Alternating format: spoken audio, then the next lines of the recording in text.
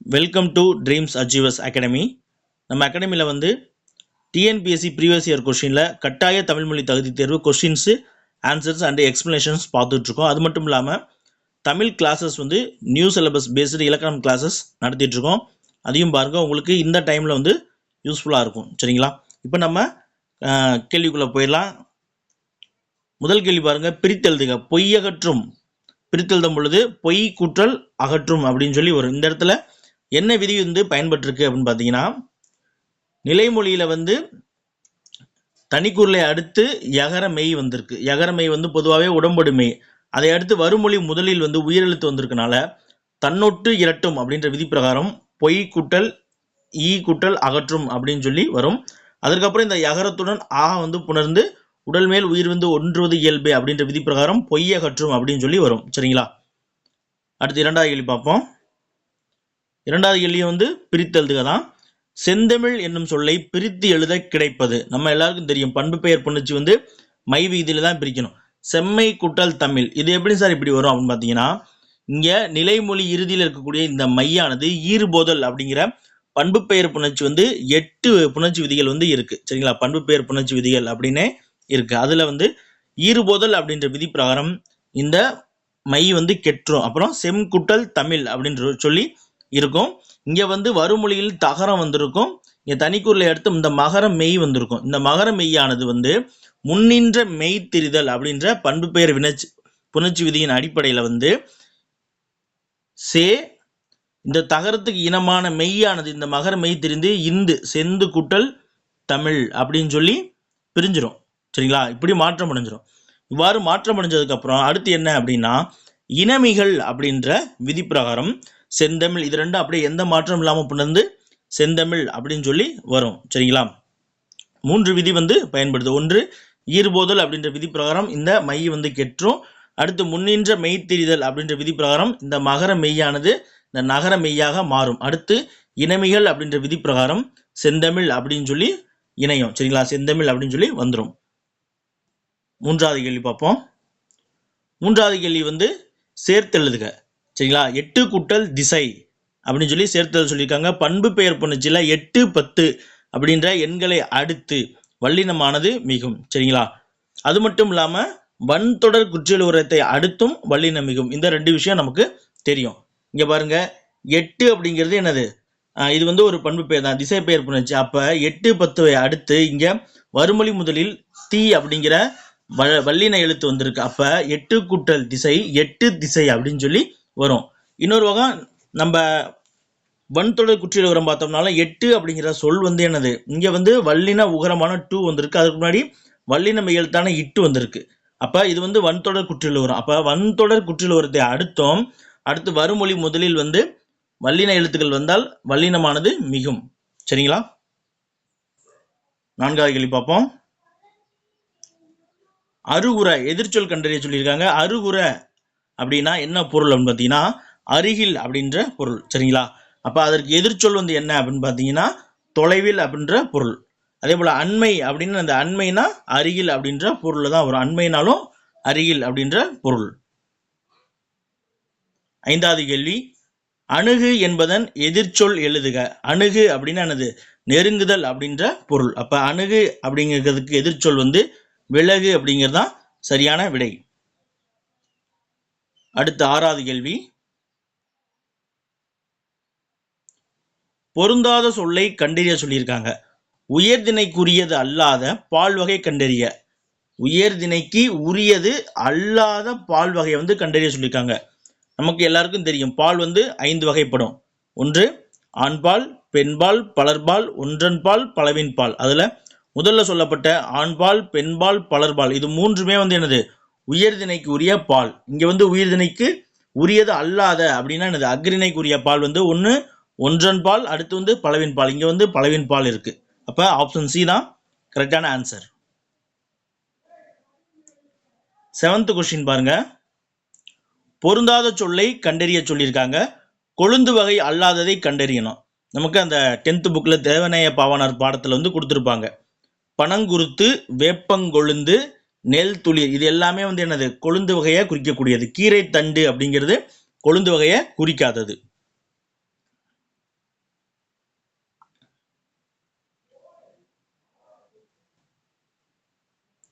8வது கேள்வி பாருங்க. பின் வருவனவற்றுள் தவறான செய்தியை தரும் தொடர்.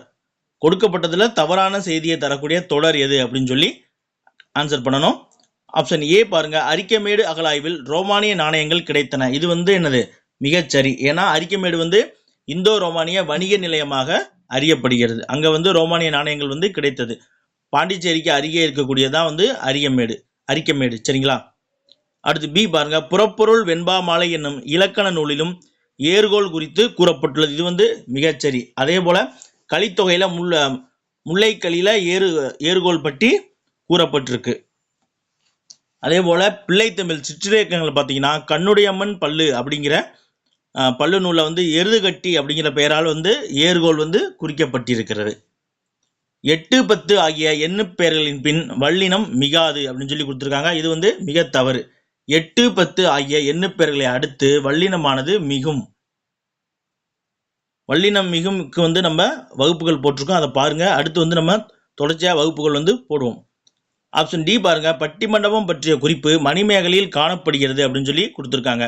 பட்டிமண்டப பாங்கறிந்து ஏர்மீன் அப்படின்னு சொல்லி மணிமேகலை சொல்லுது.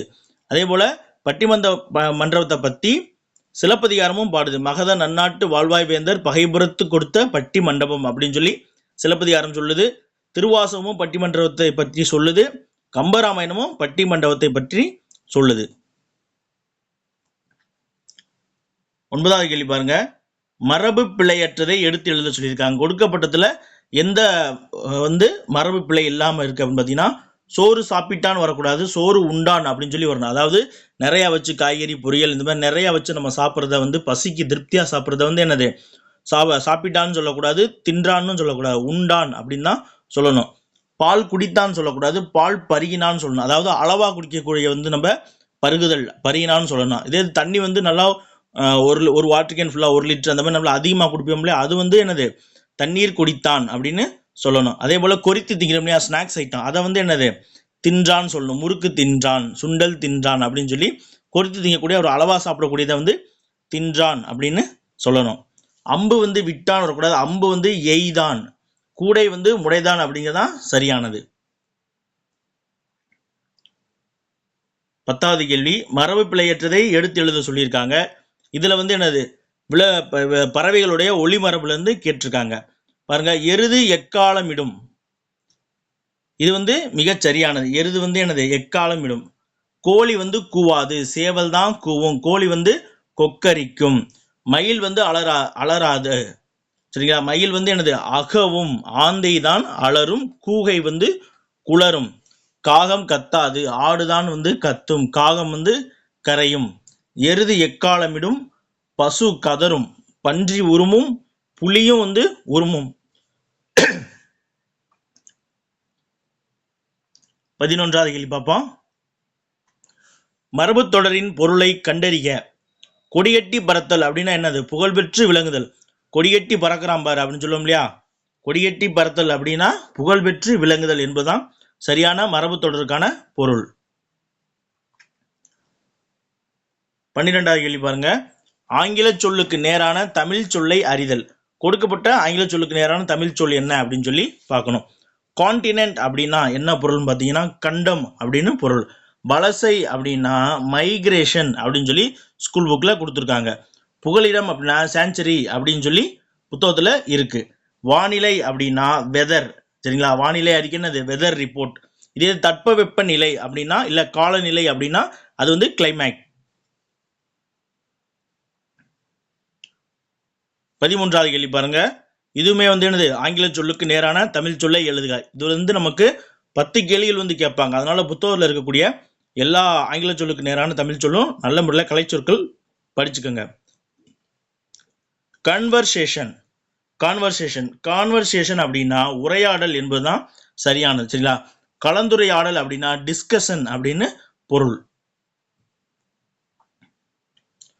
14வதும் கலைச்சொல்ல இருந்து கேட்டிருக்காங்க.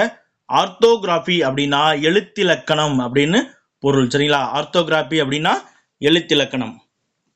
அதே போல ஒப்பிலக்கணம் அப்படின்னா கம்பேரிட்டிவ் கிராமர். மற்றதுக்கெல்லாம் புத்தகத்தில் அதிகமான தகவல்கள் இல்லை. சரிங்களா? 15வது கேள்வி பார்ப்போம். பிறமொழி சொற்கள் கலவாத தொடரை கண்டறிய சொல்லியிருக்காங்க. கம்ப்யூட்டர் துறையில் உங்கள் அறிவை வளர்த்துக் கொள்ளுங்கள். கம்ப்யூட்டர் அப்படிங்கிறது பிறமொழி சொல். கல்யாணம் என்பது 1000 காலத்து பெயர். இதுல முழுமையாவே தமிழ் இருக்கு. அனுபவமே சிறந்த ஆசான். அனுபவம் அப்படிங்கிறது தமிழ் மொழி கிடையாது. அனுபவம் என்பதற்கு சரியான தமிழ் மொழி என்ன அப்படின்னு பார்த்தீங்கன்னா பட்டறிவு. பட்டறிவே சிறந்த ஆசான். ஆப்ஷன் டி பாருங்க. எவ்வகையான செயற்கைக்கோளையும் ஏவும் திறன் நம்மிடம் உள்ளது.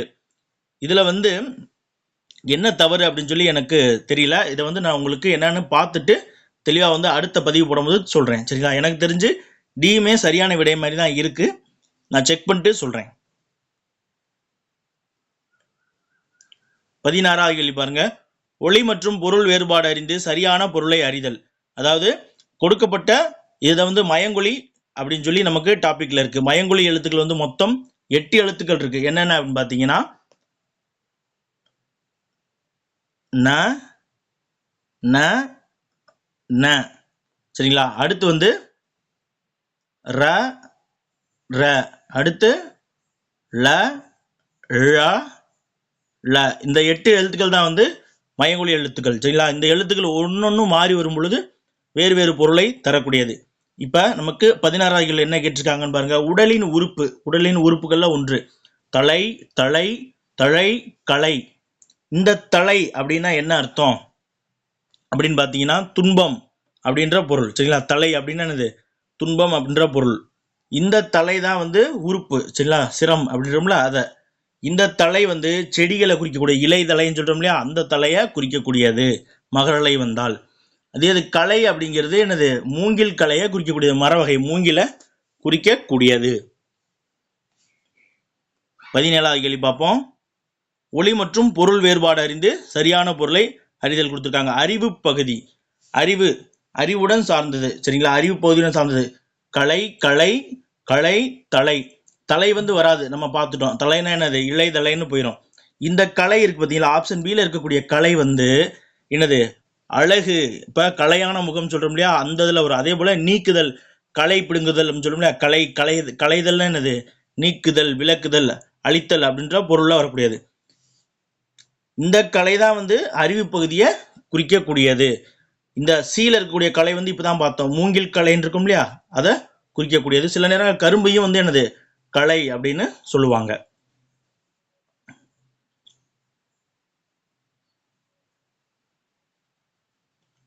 ஒரு பொருள் தரும் பல சொற்கள். ஈ என்பதன் தவறான பொருளை தேர்ந்தெடுக்கணும். அதாவது ஒரு பொருள் தரும் பல சொற்கள்ல ஈ அப்படி என்பதனுடைய தவறான பொருள் எது அப்படின்னு சொல்லி தேர்ந்தெடுக்கணும். ஈ அப்படிங்கிறது எதை குறிக்குது அப்படின்னா, இது ஓர் உயிர் எழுத்து. ஈ அப்படிங்கிறது ஒரு வகை பறவை. அதே போல ஈ அப்படின்னா ஈதல், பகிர்ந்து கொடுத்தல் அப்படின்ற பொருள் வரும். அணிகலங்கிறது இதனுடன் பொருந்தி வராது. சரிங்களா? ஒரு பொருள் தரக்கூடிய பல சொற்கள்ல இது பொருந்தி வராது. இந்த பல சொற்கள் எல்லாமே சேர்ந்து ஈ அப்படிங்கிற ஒரே பொருளை தான் தரும். சரிங்களா? 19வது கேள்வி. ஒரு பொருள் தரும் பல சொற்கள். படு, மூசு, குறும்பை, கச்சல் ஆகிய சொற்கள் எதனை குறிக்குது அப்படின்னு பாத்தீங்கன்னா, இது எல்லாமே மாவடு, பலாமூசு, தென்னங்குறும்பை, வாழை கச்சல் இவை எல்லாமே என்னது? பிஞ்சு வகையை குறிக்கக்கூடியது. கத்தரி பிஞ்சு, அவரை பிஞ்சு. சரிங்களா? இது எல்லாமே என்னது? பிஞ்சு வகையை குறிக்கக்கூடியது. காய் வகை, குலை வகை, கனி வகை கிடையாது.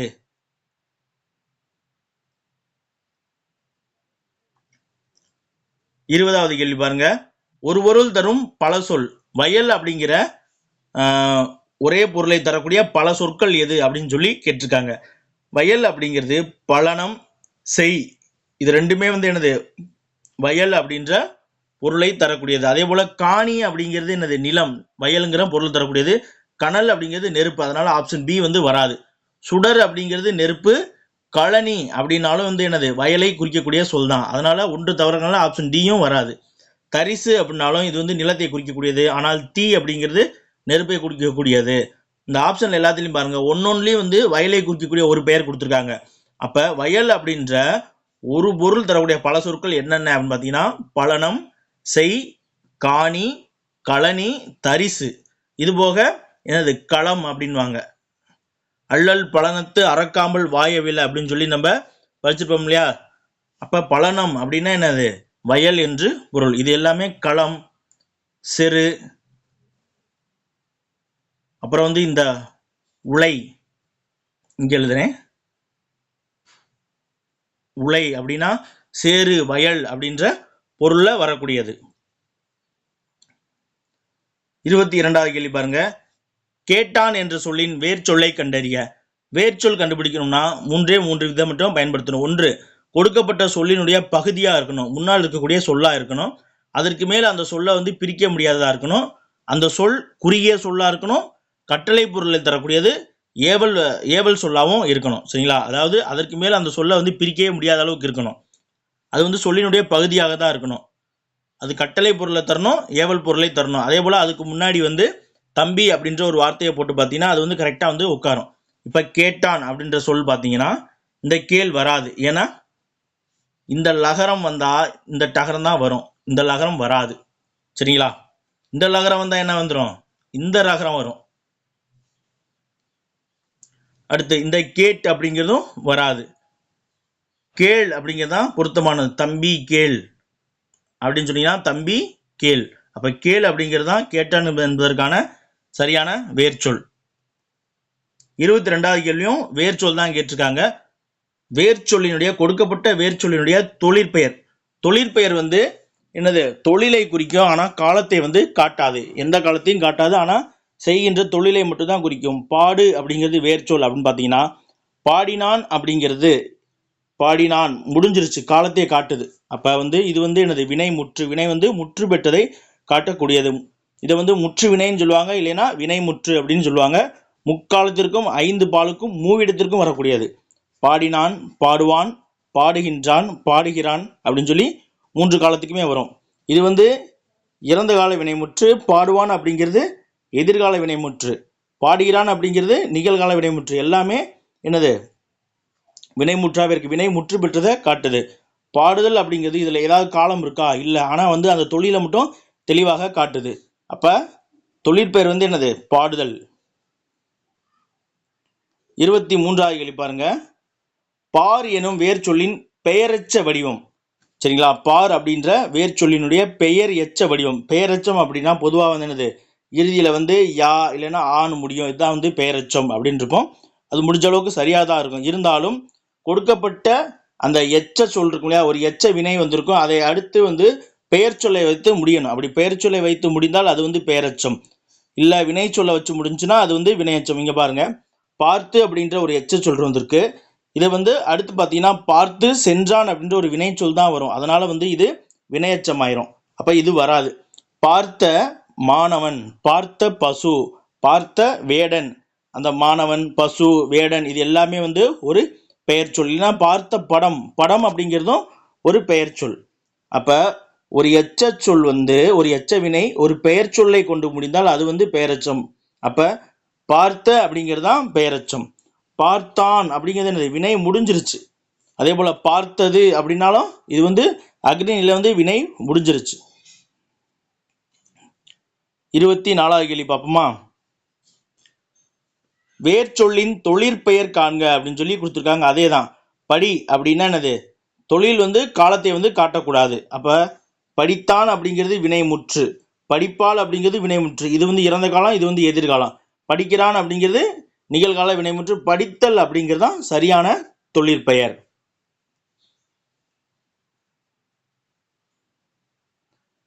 25வது கேள்வி பாருங்க. மைக்ரேஷன் என்ற ஆங்கில சொல்லுக்கு சரியான தமிழ் சொல். அதாவது புத்தகத்தில் வந்து பள்ளி புத்தகத்தில் வந்து மைக்ரேஷன் அப்படிங்கிறதுக்கு என்னது? வலசை அப்படிங்கிறதா சரியான விடையாக கொடுத்துருக்காங்க. நகர்தல் அப்படின்னு சொல்லி டிஎன்பிசிலேருந்து கொடுத்துருக்காங்க. ஆனால் ஸ்கூல் புக்கில் மைக்ரேஷனுக்கு வலசை அப்படின்னு தான் கொடுத்துருக்காங்க. வானிலை வந்து நம்ம ஏற்கனவே பார்த்துருக்கோம். என்னது? வெதர். புகலிடம் வந்து சான்ச்சுரி அப்படின்னு சொல்லி நம்ம முன்னாடியே ஒரு பார்த்த கேள்வி தான். இது போல தான் தெரியாத கேள்வியில் ஏதாச்சும் இருந்துச்சுன்னா அதை குறித்து வச்சுக்கிட்டு பின்னாடி அடுத்தடுத்து தேர்வில் எழுதுங்க. ஏதாவது ஒரு கேள்வி அது தொடர்பாக வரும். அதை வச்சு தெரியாத கேள்விக்கு முடிஞ்ச அளவுக்கு விடை எடுக்க முடியும். தெரியல அப்படின்னு சொல்லிட்டு அந்த கேள்வி வச்சுக்கிட்டே உட்காரக்கூடாது. 26வது கேள்வி பாருங்க. அகர வரிசைப்படி சொற்களை சீர் செய்க. இதை வந்து நம்ம தமிழ் இலக்கணம் கிளாஸ்ல வந்து நடத்தியிருக்கோம். அதை ஒரு முறை பார்த்தீங்கன்னா உங்களுக்கு விளங்கிடும். அதாவது மூன்று விதியை வந்து பின்பற்றணும். வரிசைப்படுத்தும் பொழுது முதலில் வந்து கொடுக்கப்பட்ட சொல்லினுடைய முதல் எழுத்தை வச்சு தான் வரிசைப்படுத்தணும். முதல் எழுத்தெல்லாம் ஒன்று போல இருந்தால் இரண்டாம் எழுத்தை வச்சு பார்க்கணும். அடுத்து முதலில் வந்து வரிசைப்படுத்தணும்னா உயிர் எழுத்துக்கு வந்து முக்கியத்துவம் கொடுக்கணும். ஆலிருந்து அவ் வரைக்கும் இருக்கக்கூடிய உயிர் எழுத்துக்களை முதலாவதாக கொண்ட சொற்களை வந்து வரிசைப்படுத்தணும். அப்படி இல்லை அப்படின்னா இரண்டாவதாக வந்து ஆயுத எழுத்து கொண்ட சொற்களை வந்து வரிசைப்படுத்தணும். அதுவுமே இல்லை அப்படின்னா மெய்யும் அதன் வர்க்கம். மெய்யும் அதன் வர்க்கம் அப்படின்னா என்னன்னு கேட்டிங்கன்னா முதல் மெய் எழுத்து வந்து இக்கு. அப்போ இக்கு இருக்கிற சொல்லை வரிசைப்படுத்திட்டு அதற்கு அடுத்து என்ன பார்க்கணும்னா இக்கை எடுத்து அதனுடைய வர்க்கமான கா. அப்போ கா எடுத்துட்டோம்னா அதுக்கடுத்து அதனுடைய அடுத்து வந்து கா. அப்போ இப்படி கவு வரைக்கும் இருக்கக்கூடிய சொல்லை வந்து இருக்கான்னு பார்க்கணும். அந்த சொற்கள்லாம் இல்லை அப்படின்னா தான் அடுத்து இரண்டாவது மெய் எழுத்தான இந்த இங்குக்கு போகணும். அப்போ இந்த இங்கு வரிசையெல்லாம் இரண்டாவதாக இருக்கக்கூடிய முடிஞ்சால் தான் அடுத்து இச்சுங்கிற மெய்க்கு போகணும். சரிங்களா? இதுதான் வந்து மெய்யும் அதன் வர்க்கம். மெய் அப்படிங்கிறது இந்த இக்கு, அதன் வர்க்கம் இருந்து காலிலேருந்து கவு வரைக்கும் வரிசையா. இது வரிசை முடிஞ்சதுக்கு அப்புறம் தான் இங்கு அப்படிங்கிற மெய் எழுத்து வரிசைக்கு வரணும். இப்போ நம்ம வரிசைப்படுத்தலாமா?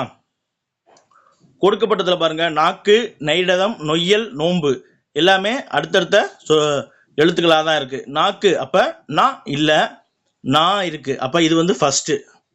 நாக்கு அப்புறம் ஐ வரும். அப்போ இது வந்து இரண்டாவது. அதுக்கப்புறம் நோ, ஓ வரும். இது வந்து மூன்றாவது. அதற்கடுத்து ஓ, நோ வந்து வரும். இது நான்காவது. அப்போ ஆப்ஷன் ஏ தான் கரெக்டாக இருக்குது. இங்கே பார்த்தீங்கன்னா ஐ வந்து ஃபர்ஸ்ட் வந்திருக்கு. அப்போ ஐ வராது. ஏன்னா இங்கே ஆ இருக்கு இல்லையா? இன்னு கூட்டல் நான், இன்னு கூட்டல் ஆ, நான் வரும் இல்லையா? அப்போ அது வரல. அதே போல் நோ, ஓவும் வராது. ஏன்னா அதுக்கு முன்னாடி இருக்கக்கூடியது மாறி இருக்கு. நான் வந்து இங்கே வரல. இதை வச்சு தான் நம்ம கண்டுபிடிக்கணும். முதல் வரிசை கரெக்டாக ஒரு 2 வருஷம் கரெக்டாக இருக்கான்னு பார்த்துட்டோம்னா அடுத்தடுத்து போயிடலாம். இதே இது ஒரே ஒரே ஒரே எழுத்து கொண்டது. இப்போ நாக்கு, நாய் அப்படின்ற சொல்லு இருக்கு அப்படின்னு பார்த்தீங்கன்னா இந்த இரண்டு சொல்ல முதலில் எடுத்து இதை வந்து முதல் வரிசைப்படுத்தி முடிச்சிடணும். முதல் எழுத்து ஒரே போல இருந்துச்சுன்னா இப்போ இங்கே இக்கு முதலில் வரக்கூடிய மெய். அப்போ இதை முதல் வரிசைப்படுத்திட்டு அடுத்து வந்து இந்த ஈ போயிடணும் இரண்டாவதா. முதல் எழுத்தா நம்ம விட்டுட்டோமே, இரண்டாவது எழுத்துன்னு சொல்லி இதற்கு முன்னாடி இருக்கக்கூடிய வேற ஏதாவது எழுத்து இந்த டா இருக்கு. அப்போ இரண்டாவது எழுத்தாலும் பார்க்குறோம், நைடதம் போடுவோம் அப்படின்னு சொல்லி போடக்கூடாது. இப்போ நாய் இதில் சேர்ந்து இருந்துச்சுன்னா சொல்கிறேன், இந்த எழுத்துக்கு முக்கியத்துவம் கொடுத்தோம்னா இது ரெண்டும் ஒன்றா இருக்கு. அப்போ இது ரெண்டும் ஒரு கேட்டகரி. ஒன்றா பிரிச்சுட்டு இதை முதல்ல வரிசைப்படுத்திட்டு தான் அடுத்து இருக்கக்கூடிய முதல் எழுத்துல மாற்றம் இருக்கா அப்படின்னு சொல்லி போய் பார்க்கணும். சரிங்களா? நம்ம வந்து அகர வரிசை கிளாஸ் வந்து போட்டிருக்கோம். அதில் வந்து ரொம்ப தெளிவாகவே விளக்கியிருப்போம். அது ஒரு முறை பார்த்தீங்கன்னா வந்து உங்களுக்கு எப்பவுமே வந்து குழப்பாது. சரிங்களா? 27வது கேள்வி பாருங்க. இதுவுமே வந்து அகர வரிசை தான். இப்போ முதலில் வரக்கூடியது என்னது? சா வரணும். எங்க இருக்கு? சீல இருக்கு. அப்போ ஆப்ஷன் சி தான் கரெக்ட். ஏன்னா வேற எங்கேயுமே இல்லை இல்லை. அப்போ இதுதான் வந்து என்னது சரியானதாக இருக்கும். ஒரு முறை டக்குன்னு செக் பண்ணிக்கணும். சி, அடுத்து வந்து ஊ, சு, அடுத்து வந்து சை வந்து ஐ, அடுத்து வந்து சோ வந்து ஓ வந்துருக்கு. அவ்வளோதான். அப்போ சி தான் கரெக்ட். 28வது கேள்வி பாருங்க. சொற்களை வந்து ஒழுங்குபடுத்த சொல்லியிருக்காங்க. இது வந்து என்னது நிகழ்கலைகள் அப்படின்ற பாடத்திலிருந்து கேட்டிருக்காங்க.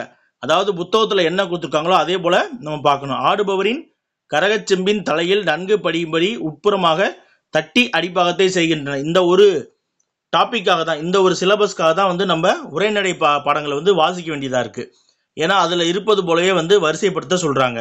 அதாவது புத்தகத்தில் எப்படி இருக்குது அப்படின்னா, கரகச்செம்பின் அடிப்பாகத்தை உட்புறமாக தட்டி ஆடுபவரின் தலையில் நன்கு படியும்படி செய்கின்றனர்.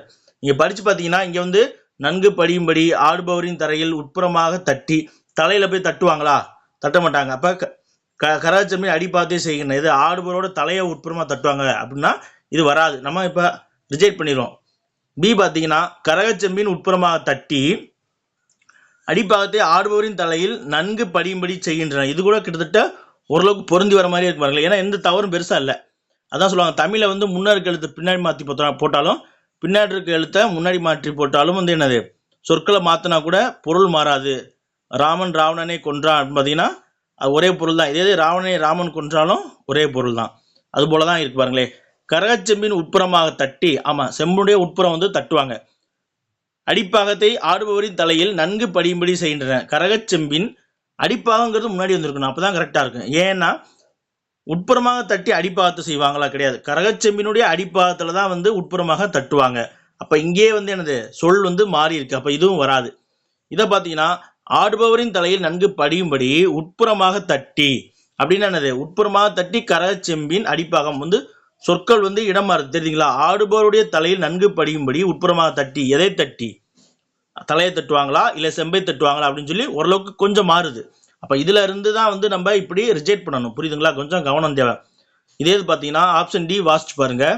கரகச்செம்பின் அடிப்பாகத்தை உட்புறமாக தட்டி, கரெக்டா இருக்கு. கரகச்செம்பினுடைய அடிப்பாகத்தை வந்து உட்புறமாக தட்டி ஆடுபவருடைய தலையில் நன்கு படியும்படி, அவர் தலையில வச்சா படியும்படி செய்யறாங்க. இதே சி பார்த்தீங்கன்னா ஆடுபவரின் தலையில் நன்கு படியும்படி உட்புறமாக தட்டி கரகச்செம்பின்னா உட்புறமாக எதை தட்டுவாங்க? தலையை தட்டுவாங்களா அப்படின்னு ஒரு சந்தேகம் வரும். கரகச்செம்பின் தட்டுவாங்களா அப்படின்ற ஒரு சந்தேகம் வரும். இந்த போன்ற சின்ன சின்ன வார்த்தை விளையாட்டு தான். அதை வச்சுதான் வந்து நம்ம கொஞ்சம் கவனமா விடை எடுக்கணும். 29வது கேள்வி பாருங்க. ஆட்சிக்கு அரசனின் அறம் கூறும் துணை புரிந்தன அறநெறி மன்றங்கள் அப்படின்னு சொல்லி கொடுத்துருக்காங்க. அதாவது இது எப்படி வரும் அப்படின்னு பார்த்தீங்கன்னா வாசிச்சு பார்த்தா தெரிஞ்சிடும். நம்ம ஆன்சரை விட்டுருவோம், மற்றதா வாசிச்சு பார்ப்போம்.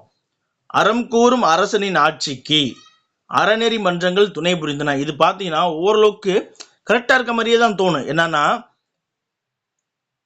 அரசனுடைய ஆட்சி வந்து அறநெறி உள்ளதாக இருக்கும். சரிங்களா? அறம் கூறும் அரசன், அரசன் என்னைக்கு அறம் தான் கூறுவான். ஆனா மன்றங்கள் வந்து என்ன கூறும்? மன்றங்கள் தான் வந்து அறம் கூறும். அப்ப நியாயத்தை சொல்லக்கூடியது வந்து என்னது? மன்றங்கள். அப்ப அது வந்து இங்க வரணும். அரசனின் ஆட்சிக்கு அப்படின்னு வரக்கூடாது, அரசனுடைய அறநெறி ஆட்சிக்கு. ஏன்னா ஒரு அரசன் வந்து சாதாரண ஆட்சி செய்ய மாட்டான், அறநெறி ஆட்சி செய்வான். அப்ப அரசனுடைய அறநெறி ஆட்சிக்கு அறம் கூறும் மன்றங்கள் துணையாக இருந்தன அப்படின்னு வந்தா தான் கரெக்டா இருக்கும். அப்படி இல்லைன்னா அது கொஞ்சம் மாறி வரலாம்.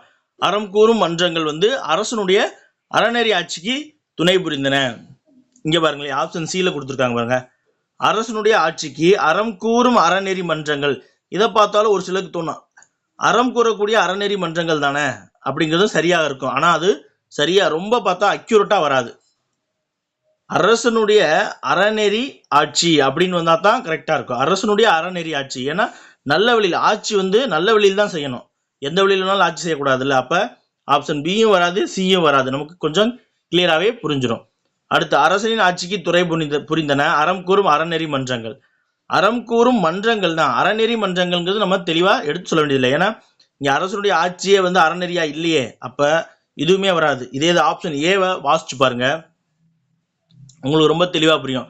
அறம் கூறும் மன்றங்கள் அரசனின் அறநெறி ஆட்சிக்கு துணை புரிந்தன. வார்த்தை எவ்வளவு கிளியரா இருக்குன்னு பாருங்களே. இதுல ஏதாவது நம்ம குறை சொல்ல முடியும்? அரசனுடைய ஆட்சி வந்து அறநெறி ஆட்சியா இருக்கு. காரணம் வந்து என்னது? அறம் கூறும் மன்றங்கள் துணை புரிந்ததால தான் வந்து அரசனுடைய ஆட்சி வந்து என்னது? அறநெறி ஆட்சியாக இருந்துச்சு. மற்றதெல்லாம் சொல்லி பார்த்தீங்கன்னா கொஞ்சம் இடிக்கும்.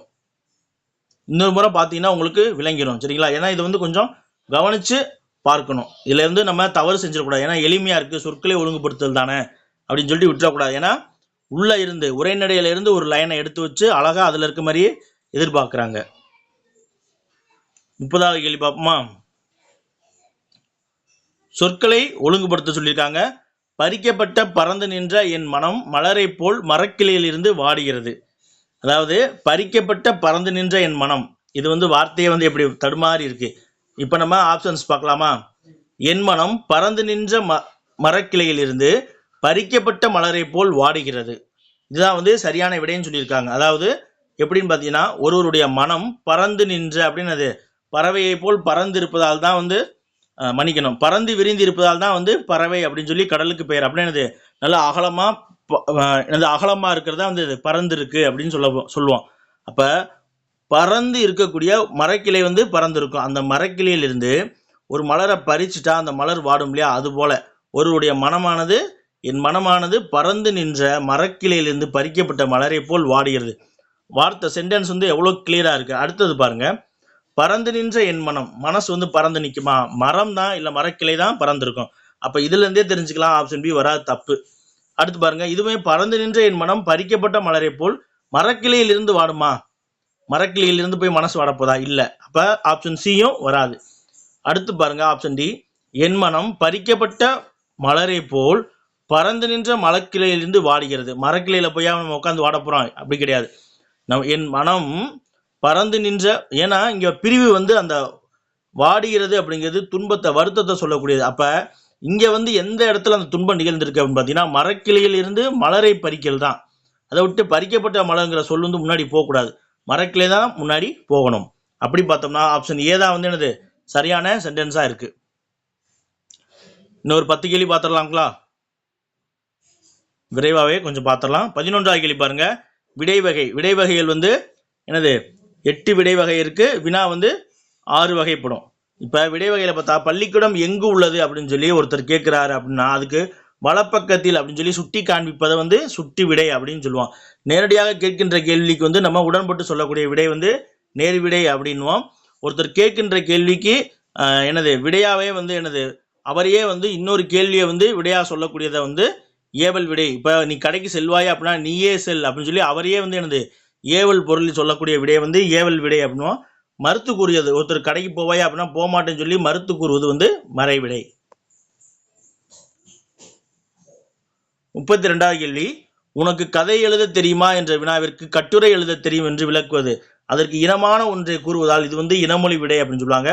ஊர்வது குரல் அப்படின்னா நடக்க போவதை வந்து சொல்லக்கூடிய விடை வந்து என்னது விளையாண்டா எனக்கு தலைவலிக்கும் அப்படின்னு சொன்னா நடக்க போறதை சொன்னா ஊர்வது குரல்.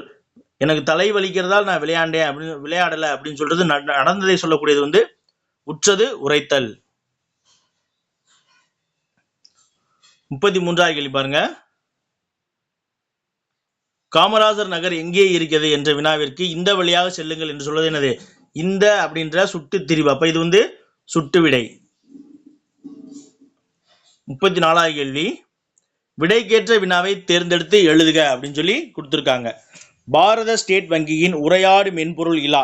அதாவது இந்த கொடுக்கப்பட்ட சென்டென்ஸ்ல எதுக்கு வந்து முக்கியத்துவம் கொடுத்துருக்காங்க அப்படின்னு பார்த்தீங்கன்னா உரையாடு மென்பொருளான இலா அதுக்கு தான் வந்து முக்கியத்துவம் கொடுத்துருக்காங்க. அப்ப நம்ம இதுக்கு தான் வந்து என்னது பொருந்தி வர மாதிரி கேள்விகள் பார்க்கணும். கேள்வி வாசிச்சு பார்ப்போம். பாரத ஸ்டேட் வங்கியின் உரையாடு மென்பொருள் எது? அடுத்து பி பாருங்க. யாது பாரத ஸ்டேட் வங்கியின் உரையாடு மென்பொருள். யாது அப்படிங்கிறது இந்த இடத்துல சரியான வினாச்சொல் கிடையாது. அப்ப இதுவும் வராது. ஆப்ஷன் பி வராது. உரையாடு மென்பொருள் இலா பாரத ஸ்டேட் வங்கியில் எதற்காக பயன்படுகிறது? கொடுக்கப்பட்டதுல இது எதற்காக பயன்படுகிறதுனே கொடுக்கல. அப்ப இப்படி ஒரு கேள்வி வந்து பொருந்தி வரவே வராது. ஆப்ஷன் டி பாருங்க. பாரத ஸ்டேட் வங்கியின் உரையாடு மென்பொருள் என்ன அப்படின்னு சொல்லி கேட்கக்கூடாது. ஏன்னா என்ன அப்படிங்கிறது ஒரு செயலை குறிக்கக்கூடிய ஒரு வேற மாதிரி வரும். இங்க வந்து என்னது இலா அப்படின்ற ஒரு அக்ரிணை பொருளை வந்து என்னது எது அப்படின்னு தான் கேட்கணும். என்ன செய்தாய் அப்படின்ற ஒரு வினை செயலை சொல்லும் பொழுதுதான் வந்து நம்ம வந்து இந்த என்ன அப்படின்ற வார்த்தையை பயன்படுத்துமே தவிர ஒரு அக்ரிணை பொருளை குறிப்பிடும் பொழுது எது அப்படிங்கிறது பயன்படுத்தும். அப்ப பாரத ஸ்டேட் வங்கியின் உரையாடு மென்பொருள் எது அப்படிங்கிறது தான் இது மிகச்சரியான வினா. 35வது கேள்வி பார்ப்போம். விடைக்கேற்ற வினாவை தேர்ந்தெடுக்க சொல்லியிருக்காங்க. பூங்கொடி தன் தோழியுடன் திங்கட்கிழமை காலையில் பேருந்தில் ஏறி பள்ளிக்கு சென்றாள்.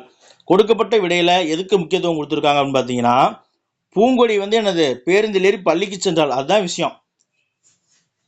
இப்ப கேள்வி பார்ப்போம். பூங்கொடி பள்ளிக்கு யாருடன் சென்றாள்? முடிஞ்சிருக்கிறது எதுல? பள்ளியில் ஏறி பேருந்தில் ஏறி பள்ளிக்கு சென்றால் முடிஞ்சிருக்கு.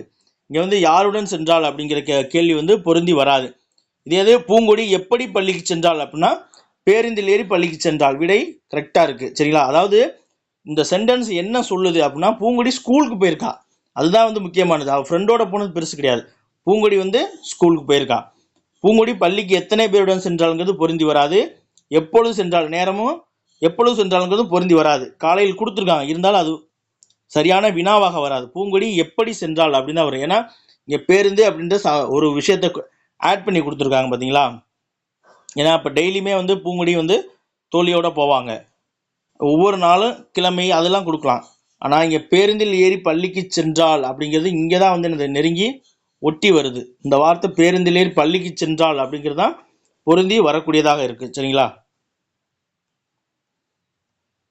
36வது கேள்வி பாருங்க.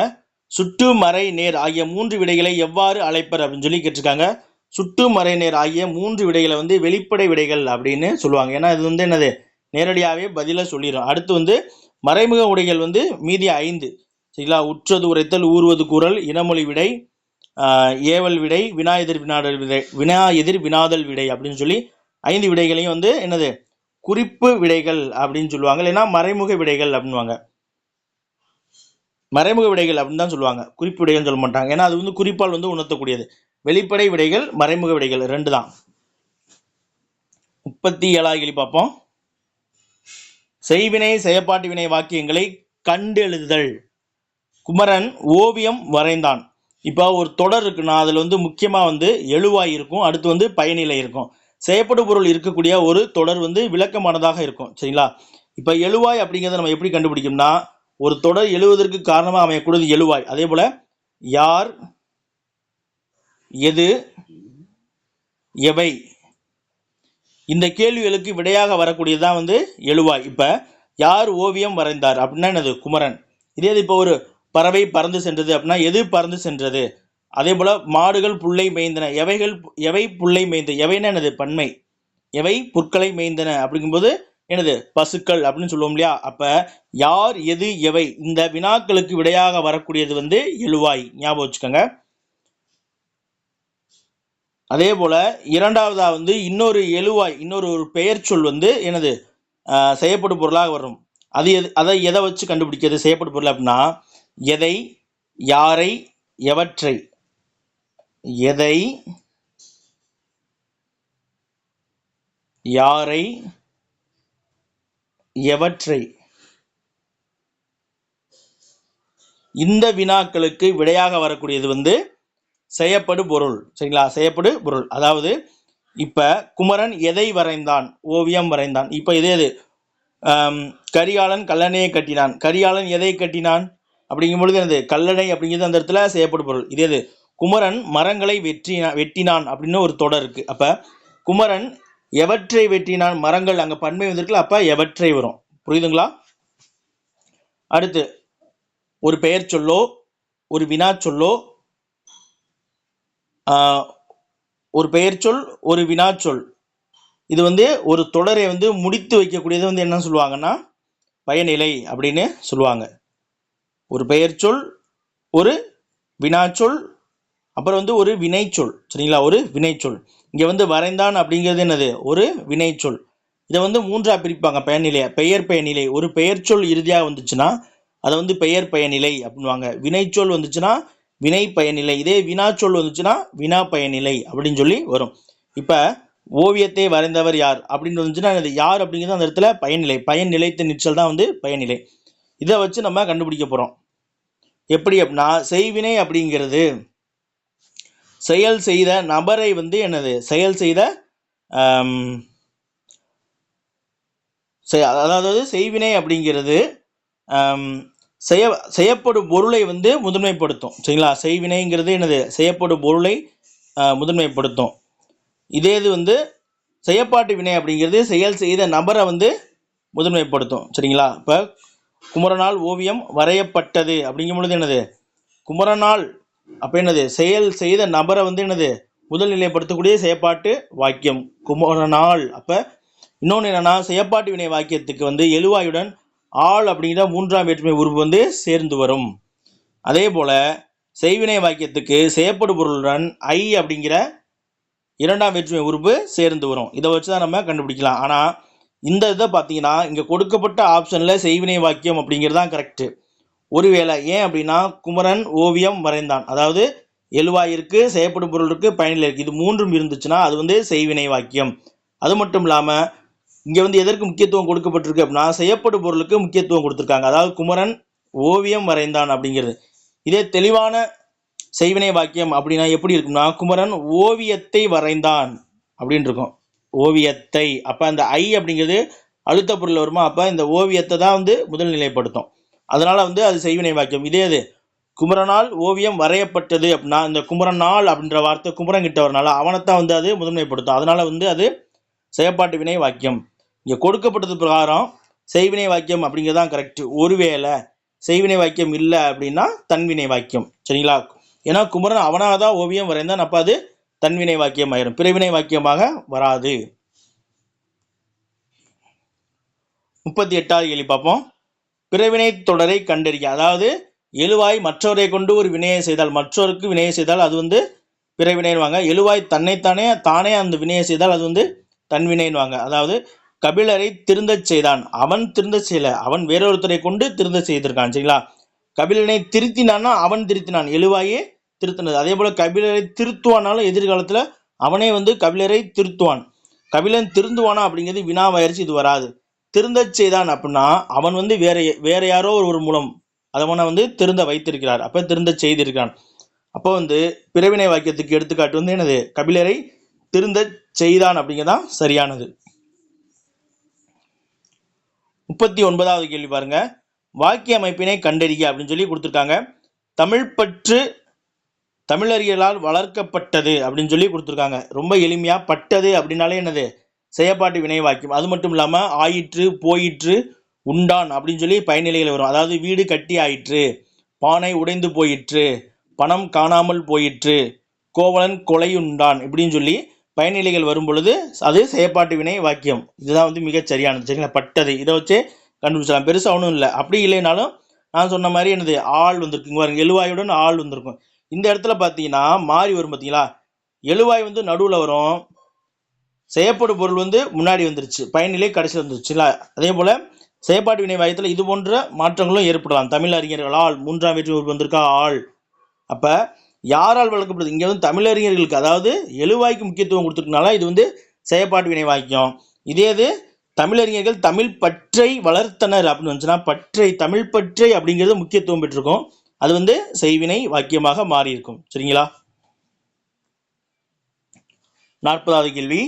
இடி விழுந்த மரம் போல இவ்வோமை கூறும் பொருள் விளக்கம் கேட்டிருக்காங்க. அதாவது இடி விழுந்த மரம் போல அப்படின்னு என்னது, ஒரு மரத்து மேல இடி விழுந்துச்சுன்னா துன்பம், அது வேதனைக்குரிய விஷயம் தானே. அப்ப துன்பம் என்பது சரியானது. 50 கேள்வி நம்ம இதுலயே பார்த்துடலாம்னு நினைக்கிறேன். ஏன்னா 2 பாகமாக போட்டால் தான் ஒரு குறைஞ்சது ஒரு 5லேருந்து 45 தேர்வுகள் வந்து நடந்திருக்கு. ஆனால் நம்ம கிட்டத்தட்ட ஒரு 5 கொஷின்லேருந்து ஒரு 10 கொஷின்ஸ் நம்ம நடத்துறது விளக்கங்கள் கவனிச்சாலே உங்களுக்கு போதுமானது. மீதி இருக்க கேள்வியெல்லாம் நீங்களே வந்து படிச்சுக்கிட்டா உங்களுக்கு ரொம்ப யூஸ்ஃபுல்லாக இருக்கும். சரிங்களா. முடிஞ்ச அளவுக்கு நான் எவ்வளோ கொஷின்ஸ் நடத்த முடியுமோ நடத்திடுறேன். ஏன்னா வந்து தமிழ் இலக்கணம் கிளாஸஸும் வேற நடத்த வேண்டியதாக இருக்குது. அதனால அதுவுமே வந்து சைட் பை சைட் நடத்துகிறேன், பாருங்க. இதை வந்து டிஎன்பிசி படிக்கிற உங்களுடைய நண்பர்களுக்கு ஷேர் பண்ணுங்க. 41வது கேள்வி பார்ப்போம். எம்பளம், எம்பளம் அப்படிங்கிறது என்ன அப்படின்னா, எம்பளம் அப்படின்னா சிம்பிள், சின்னம் இருக்கு பார்த்தீங்களா, அதைத்தான் வந்து எம்பளம் அப்படின்னு சொல்லுவாங்க. சிம்பிள், அதாவது அடையா சின்னம் அப்படிங்கிறது தான் எம்பளம் என்பதன் சரியான பொருள். சரிங்களா. 42வது கேள்வி. டெரிட்டரி அப்படின்னா என்னது, குறிப்பிட்ட நிலப்பகுதியை தான் வந்து டெரிட்டரி அப்படின்னு சொல்லுவோம். கண்டப்பகுதி வந்து கான்டினென்ட், நம்ம ஏற்கனவே பார்த்துட்டோம். 43வது கேள்வி. அலுவல் சார்ந்த கலைச்சொல்லை கண்டறிய. அதாவது கொடுக்கப்பட்ட கலைச்சொல்லாம் பாருங்க. கோனிக்கல் ஸ்டோன் இது வந்து குமிழிக்கல். இரிகேஷன் டெக்னாலஜி வந்து பாசன தொழில்நுட்பம். இரிகேஷன் அப்படின்னா நீர்ப்பாசனம், இரிகேஷன் டெக்னாலஜினா பாசன தொழில்நுட்பம். வீடியோ கான்ஃபரன்ஸ் அப்படிங்கிறது காணொலி கூட்டம். டிராபிக்கல் ஜோன் அப்படிங்கிறது வெப்பமண்டலம். கொடுக்கப்பட்டதுல அலுவல் சார்ந்து என்னது, வேலை நிமித்தமாக இருக்கக்கூடியது வீடியோ கான்ஃபரன்ஸ் மட்டும்தான். அப்போ இதுதான் கரெக்ட். மற்றதெல்லாம் பாருங்க, கோனிக்கல் ஸ்டோனு, பாசன தொழில்நுட்பம், வெப்பமண்டலம், இது எல்லாமே வந்து என்னது அக்ரிகல்ச்சர், அந்த நீர் இது சார்ந்ததாக இருக்கும். இதுக்கும் வந்து என்னது அலுவல் சார்ந்துன்னு என்னது டாக்டர், ஸ்டெத்தோஸ்கோப், அந்த சயின்டிஃபிக்காக வேலை நிமித்தமாக இருக்கக்கூடியது. இது வந்து நம்மளுடைய பாரம்பரியம் சார்ந்து, நம்மளுடைய குமிழிக்கல் வந்து ராஜ சோழன் காலத்தில் பயன்படுத்துகிறோம். இரிகேஷன் சிஸ்டமும் அப்போலேருந்து இருக்கு. இது வந்து எனது அலுவல் சார்ந்த கலைச்சொற்கள்லாம் வராது. சரிங்களா. அதனால ஆப்ஷன் சி தான் வந்து சரியான விடை. 44வது கேள்வி பாருங்க. கடைக்கு போவாயா என்ற கேள்விக்கு போக மாட்டேன் என மறுத்து கூறக்கூடியது மறைவிடை. அவ்வளவுதான். வினாயெதிர் வினாதல். என்னுடன் ஊருக்கு வருவாயா அப்படின்னா வராமல் இருப்பேனா. அதே போல கடைக்கு போவாயா அப்படின்னா போகாமல் இருப்பேனா. ஒரு வினாவிற்கு இன்னொரு வினாவை வந்து எனது விடையாக சொல்றதுதான் வினாயெதிர் வினாதல் விடை. இதே அது கடைக்கு போவையா அப்படின்னா நீயே போ அப்படின்னு சொல்லி அவனையே ஏவுற மாதிரி விடை சொன்னா அது வந்து ஏவல் விடை.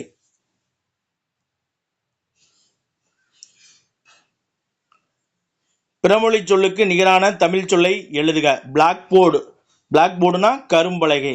வெண்பலகை அப்படிங்கிறது ஒயிட் போர்டு. சரிங்களா. பலகை அப்படின்னா போர்டு. 46வது கேள்வி. தவறான இணை எது அப்படின்னு சொல்லி கேட்டிருக்காங்க. கோல்டு பிஸ்கட், கலைச்சொற்கள்ல இருந்து கேட்டிருக்காங்க. கோல்டு பிஸ்கட்னா தங்க கட்டி. ரிப்பீட் அப்படின்னா மிகுதியாக கிடையாது. ரிப்பீட்னா என்னது, மீண்டும் மீண்டும், திரும்ப திரும்ப. அதே மாதிரி ஈக்குவலாக அப்படின்னா சமமாக. யூஸ் அப்படின்னா பயன்படுத்துதல். மிகுதியாக அப்படின்னு என்னது, எக்ஸ்ட்ரா. உபரி அப்படின்னா, உபரி அப்படின்னா சர்ப்ளஸ் அப்படின்னா, உபரி அப்படின்னா சர்ப்ளஸ். மிகுதி அப்படின்னா என்னது, எக்ஸ்ட்ரா. 47வது கேள்வி. ஆங்கில சொல்லுக்கு இணையான தமிழ் சொல் அறிய. அடல்ட்ரேஷன் நமக்கு ரொம்ப பரிச்சயமானது. அடல்ட்ரேஷன் என்னது, கலப்படம். பயணப்படகுகள்னா இந்த ஃபெர்ரி அப்படின்வாங்க. அதே போல் கடற்பயணம்னா வாயேஜ், அந்த நம்ம சாண்டியாகோ பாடம் இருக்கும் இல்லையா, அதில் வரும். தொழில் முனைவோர் அப்படின்னா என்டர்பிரனர். தொழில் முனைவோர் அப்படின்னா இந்த என்டர்பிரனர். முதல்ல இதுக்கு முன்னாடி நம்ம ஒரு கேள்வி போட்டிருப்போம், அதில் வந்து இதே கொஷின் அப்படியே ரிப்பீட்டடாக கேட்டிருக்காங்க. 48வது கேள்வி, தவறான ஊர் பெயருடைய மருவு எழுத சொல்லியிருக்காங்க. தஞ்சை அப்படிங்கிறது தஞ்சாவூர், மிகச் சரியானது. நெல்லை அப்படிங்கிறது திருநெல்வேலிங்கிறது கரெக்டு. மயிலாடுதுறை வந்து மயிலை கிடையாது. மயிலை அப்படின்னா என்னது, மயிலாப்பூர். மயிலாப்பூர் அதான் வந்து மயிலை. புதுகை அப்படிங்கிறது இந்த கை வந்துச்சுன்னா கோட்டை, புதுக்கோட்டை. இதே இது புதுவை வந்துச்சுன்னா புதுச்சேரி. 49வது கேள்வி, மருவச்சொல் சரியான இணையை வந்து கண்டறிய சொல்லியிருக்காங்க. சைதை அப்படிங்கிறது சைதாப்பேட்டையை குறிக்கக்கூடியதான், இது மிகச்சரி. கும்பைங்கிறது கும்பகோணம் கிடையாது. கும்பகோணத்துக்கு வந்து குடந்தை. குடந்தை. மயிலை அப்படிங்கிறது மயிலாப்பூர், இப்போதான் பார்த்தோம். நெல்லை வந்து திருநெல்வேலி, இதுவுமே பார்த்துட்டோம். அப்போ 1, 3, 4 மட்டும் சரி. ஆப்ஷன் சி தான் கரெக்டானது. லாஸ்ட் கொஷின், மருவச்சொல் சரியானதை வந்து பொறுத்த சொல்லியிருக்காங்க. எல்லாமே நம்ம ஏற்கனவே பார்த்தா இருக்கோம். சைதை அப்படிங்கிறது சைதாப்பேட்டை. புதுகைனா என்னது, கோட்டை. கை வந்தால் கோட்டை, புதுக்கோட்டை. புதுவை அப்படின்னா பாண்டிச்சேரி. நாகை அப்படிங்கிறது நாகப்பட்டினம். நாகை அப்படிங்கிறது நாகப்பட்டினம். அப்போ 4, 2, 3, 1 தான் வந்து சரி. இந்த வீடியோவில் வந்து நம்ம 50 கொஸ்டின்ஸ் முடிச்சிருக்கோம். அடுத்த ஒரு வீடியோவில் மீதி இருக்கக்கூடிய 50 கொஸ்டின்ஸ் பார்ப்போம். இந்த வீடியோஸ் வந்து பார்க்குறவங்க வந்து இது வந்து உங்களுக்கு யூஸ்ஃபுல்லாக இருந்துச்சுன்னா, இல்லை உங்களுடைய டிஎன்பிசி படிக்கக்கூடிய மற்ற நண்பர்களுக்கு இந்த வீடியோ வந்து ஷேர் பண்ணுங்கள். மீண்டும் ஒரு நல்ல வீடியோவில் பார்க்கலாம். தேங்க்யூ.